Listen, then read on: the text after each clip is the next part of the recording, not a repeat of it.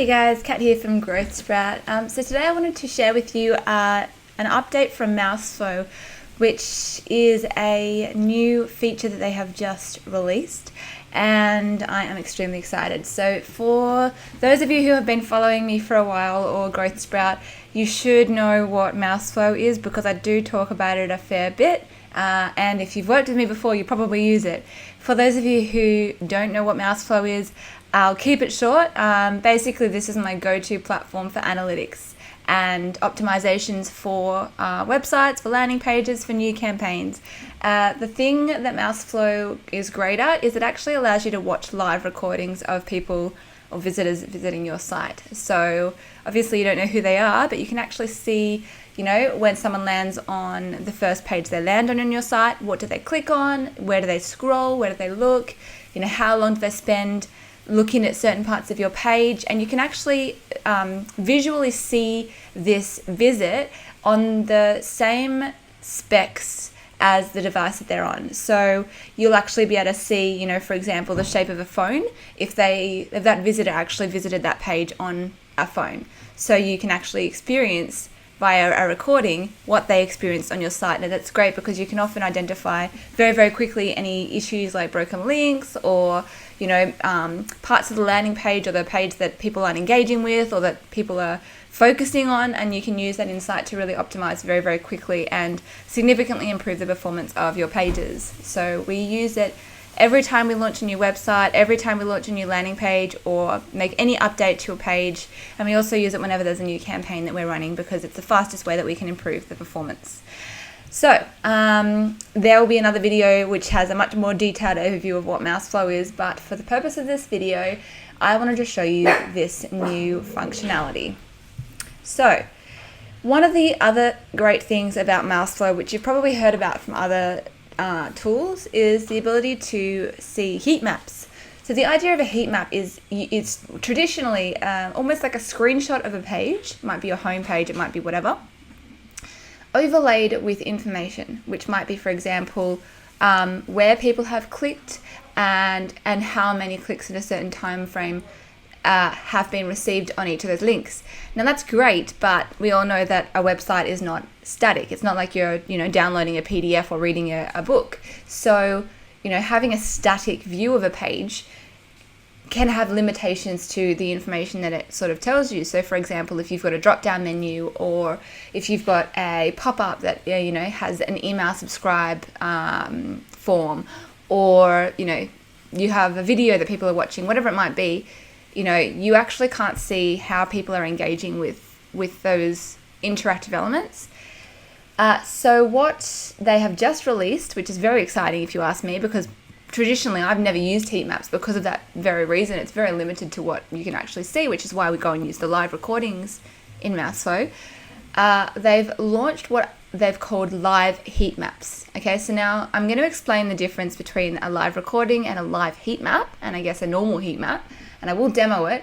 And I'll also explain to you when I would use each. Okay, this is going to save you a lot of time when you are trying to find insights about your website and make optimizations, which again, you should be doing every time you make a change. Now, I'm going to show you this example on the new Growth Sprout website, which essentially has just launched. So there's basically no data there. However, you will be able to see how it actually functions. Let me just close these notifications. So let's have a look in Mouseflow where to go first of all to launch these live heat maps. So when you've logged into Mouseflow, another note, Mouseflow does have a free plan. It's a little bit sneaky and hard to find, but they do have a free plan. Otherwise, they start from about $29 US a month. But again, I do highly recommend having a look at Mouseflow if you don't already have it. So when you've logged in and you have your dashboard view, we'll come down to heat maps, and then you'll now see this new live option here.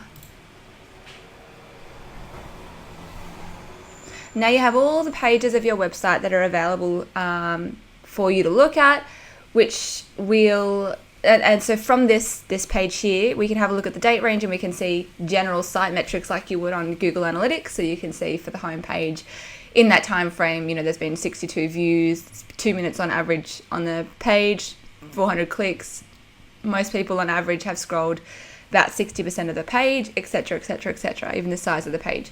That's cool, that's good to know, but that's not really what we're here for. So what you can actually do is click on it. Now, I'm not going to wait for it to load because it already has loaded in another window. And this is what will appear. Now, you can see here that I'm actually logged into the Growth Sprout website, which is why you've got the WordPress menu at the top here. You may or may not see that bar, but basically, however your website looks to you right now, if you go to your website in a browser, is what will come up in this new window. So essentially what this is showing me is this is just my, the website for Growth Sprout, the homepage, as stands right now. And what you can actually see is it tells you information about where people are actually clicking. Now, again, this is the new site, so we have not much data for this date range, but you can get the idea. Now, you can see there's little blue spots as well, which is where people have clicked. And yeah, so you can get an idea for where people are actually engaging with on your page. Now, the great thing about these live heat maps as opposed to the static ones is we can now interact, okay? So, we might want to come down and, click on learn more here or whatever we might want to do, and then we just wait and it will again load and we can actually see those metrics again.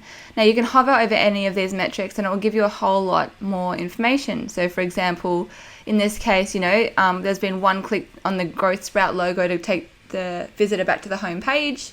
However, there's been 2 hovers. Okay, so only 50% of the people that have hovered over the logo have actually clicked. And you can scroll down and you can again click on anything that interact or click on anything that your visitors can do, and it'll give you those metrics. Now, you can actually just basically click on this little menu down the bottom to change the information that's displayed for you. So, for example, we might want to have a look at where people are paying attention. Okay, and so basically you can see here where people are spending their time. Now, again, this is based on a certain date range, and if you haven't actually gone and filtered any of your traffic, if you've gone and made edits to your website or you've been visiting your website a lot, this will include you as well. So just take that into consideration, and if you haven't, I would go and filter out your own data. That'll be another video about how to do that for the Growth Sprout members that are listening. This is a tactic in Growth Sprout where you can actually learn how to filter out your own data from Mouseflow so that the data that you do see in here is actually accurate. For those of you who don't know what a tactic is, it's just step-by-step instructions, like a mini course on how to do all kinds of things, and we have a tactic on that.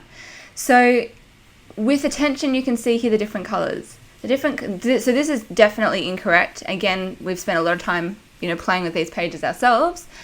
So this is not a normal example. Normally, you would see the darkest colors, so the hottest colors, so the reds, at the top of the page, because most people will start at the top of the page when they, when they start looking at a page. So it's not as usual to see red so far down. However, if you do, basically what this is saying is this area of the page here is what's getting the most attention. So this is the area that visitors are actually really focusing on the page. So red is like, that's where they're loving, and blue is that's where they're hating. So, this area here, for example, might suggest, if this was actually real data, that maybe this text is too long because this is very cold. So people aren't really, this data would say that people aren't actually reading this text, which might mean we may make the decision to refine that copy and reduce how much text is in there, for example.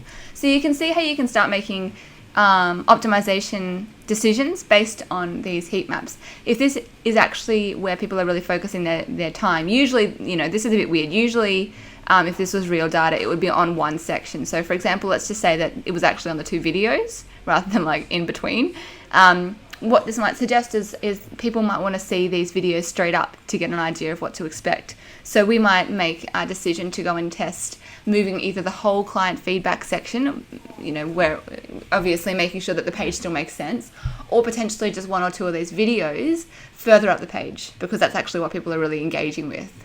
Okay, so that's sort of how you can make real-time, very, very fast optimization decisions. And obviously if you're using something like, which we do, Beaver Builder in WordPress, or whatever tool you're using for your website, if it's something that's easy for you to change, you can then go into that website, make those changes that you want to test very quickly. You might even have some sort of a tool that you've set up to run an A/B test, so you can actually test the impact of the changes versus kind of what you've got at the moment, which would be what I'd recommend if you can do it. But if not, of course, you can always just look at your before and your after, metrics as well.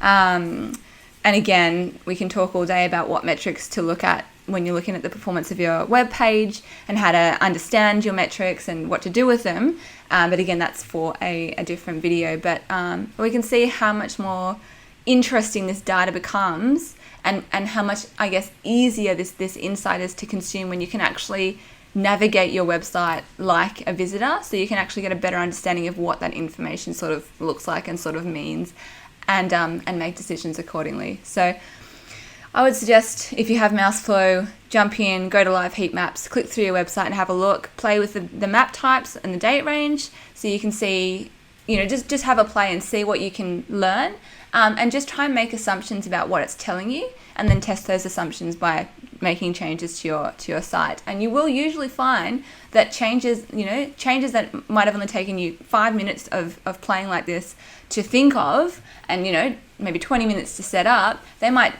double the performance of that page. Often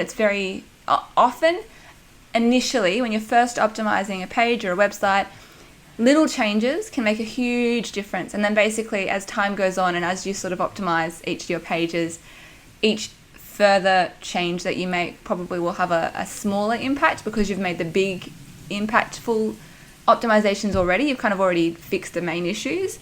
And so kind of the amount of time that you spend on each win is going to be longer.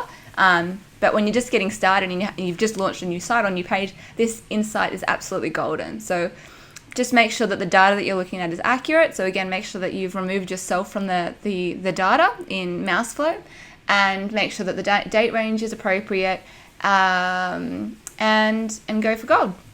Hopefully that is helpful for you guys. Please let me know if you have any thoughts or questions in the comment below. As usual, this video will appear on all of our social channels: YouTube, Facebook, Instagram TV, etc. So feel free to engage and comment on those channels if you can't find a way to leave a comment where you have found this video. We'll speak to you soon.